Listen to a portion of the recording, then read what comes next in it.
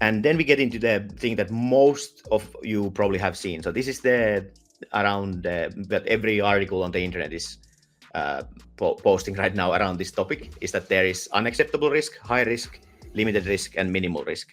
And it's a bit misleading because actually the EU AI Act actually most of the documentation is around unacceptable risk.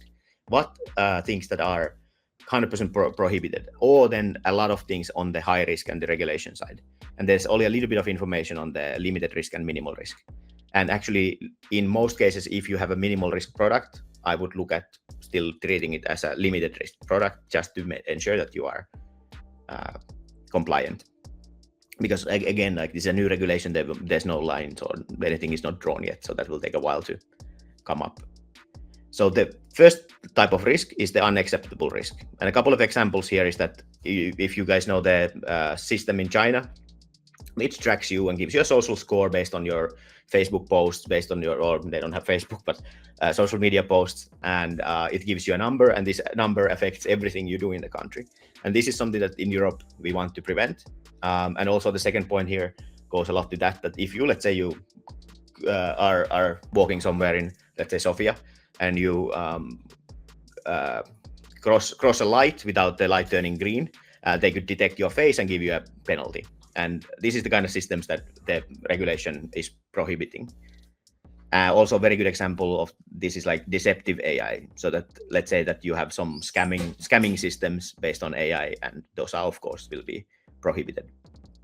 And this will take a moment for it to be in effect. So actually, you have a little bit of time right now to make prohibited systems before the regulation starts affecting.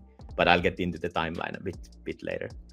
Right now, you have, and on the high risk side, this is the most deepest part in the whole Intelligence Act, is that it's very focused on the high risk. So these are all the like nice AI use cases where you can actually create value, but they are very dangerous. So they are health related, they are recruitment related, or they are energy or educating our children. All of these things need to be regulated.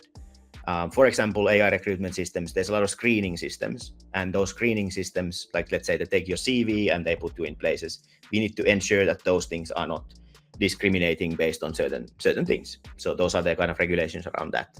And they go much deeper in the text in what is regulated and what is not. And of course, it will take a moment for everything to come together. And this is a big list of things. I won't be going into those, but what does heavily regulated mean? Is documentation. So we need a lot of documentation similar to GDPR, and you need process. And I have another slide here a little bit later on what it actually means for a company to do. But again, I'll send you the slides as well. And what EU is also doing is creating a database for high-risk AI systems. So similar to we have now with the cookie controllers, the things that you pop on the website and they accept and all of that. There's a database for those, which is regulated, and you need to apply to get in. In the text, there is something that this is not implemented yet, but it will come, and they are creating an AI database for these kind of regulated systems, just to keep track of what is out there. And there will be company names, the products that they offer, and contact information, so people can get in touch. They are also creating a lot of, like, think about if you're implementing this kind of regulation throughout the whole Europe. Now the regulation is done, but individual countries don't actually have like systems to monitor and enforce it. So similarly as in GDPR, it will take a moment for the countries. There's actually a lot of information what the countries need to do, not us as individuals, but the countries need to do to create these new organizations that monitor these things.